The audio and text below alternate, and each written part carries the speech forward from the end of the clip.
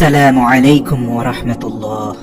যে তিনটি কাজের জন্য আমাদের ঘরে বরকত আসে না। প্রিয় আলোর পথের যাত্রীবৃন্দ, আশা করি আল্লাহর রহমতে সবাই ভালো আছেন।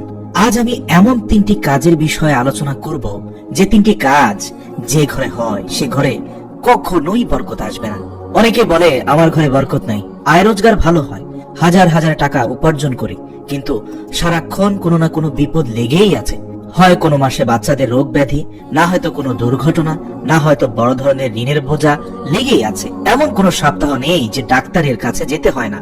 আর এই সব কারণে আয় রোজগার ভালো হওয়া সত্ত্বেও মাস শেষে অভাব অনটন দেখা যায়। প্রিয় ভাই ও বোনেরা, আমরা জানি না কি কারণে ঘরের বরকত চলে যায়, তাই আমরা সেসব কাজ করে বসি আর তার ফলে আমাদের ঘরের বরকত থাকে না।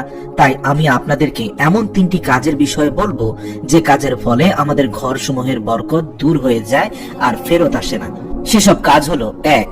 মিথ্যা কথা বলা। যে ঘরের লোকজন মিথ্যাবাদী, সে ঘরের বরকত দূর হয়ে যায়।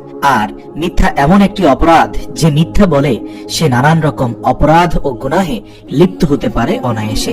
আর এইসব গুনাহ ও অপরাধের কারণে তার ঘর ও জীবন থেকে বরকত চলে যায়। এক ব্যক্তি নবী করিম সাল্লাল্লাহু আলাইহি ওয়াসাল্লামের নিকট এসে আরজ করলো, ইয়া রাসূলুল্লাহ, আমি অনেক অনেক গুনাহ ছাড়তে চাই কিন্তু পারি না। তখন নবী করিম সাল্লাল্লাহু আলাইহি ওয়াসাল্লাম বললেন, তুমি শুধুমাত্র মিথ্যা বলা ছেড়ে দাও, তখন দেখবে আস্তে আস্তে তোমার সব অপরাধ তোমার থেকে বিদায় নিয়েছে। সে যখন মিথ্যা ছেড়ে দিল, তখন আস্তে আস্তে তার সকল কুঅভ্যাস দূর হয়ে গেল।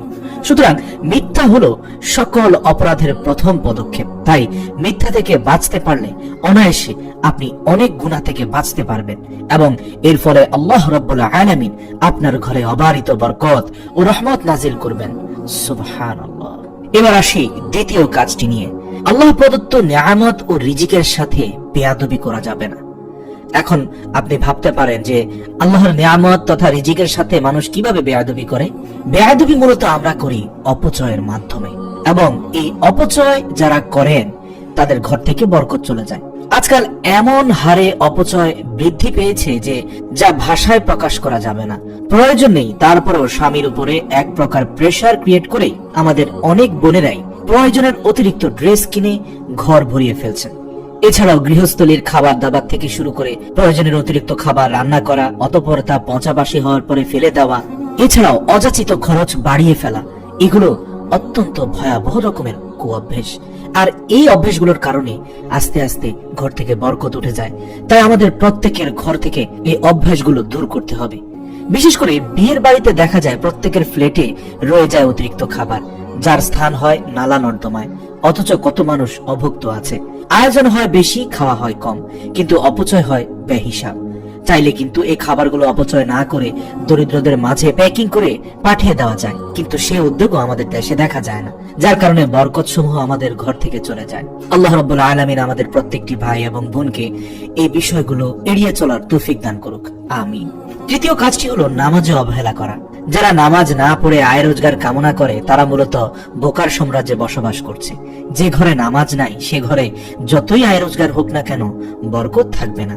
রাসূল পাক সাল্লাল্লাহু আলাইহি ওয়াসাল্লাম বলেছেন, ফজরের নামাজ মানুষের আয় উপার্জনের বরকত দান করে। অন্য আরেকটি হাদিসে আছে 5 ওয়াক্ত নামাজের 5টি ফজিলত। 1. ফজরের নামাজ না পড়লে চেহারার উজ্জ্বলতা নষ্ট হয়ে যাবে। 2. জোহরের নামাজ না পড়লে রুজির বরকত কমে যাবে। 3. আসরের নামাজ না পড়লে শরীরের শক্তি কমে আসবে। মাগরিবের নামাজ না পড়লে সন্তানাদি কোনো উপকারে আসবে না। এশার নামাজ না পড়লে নিদ্রায় পরিতৃপ্তি হবে না। আল্লাহু আকবার।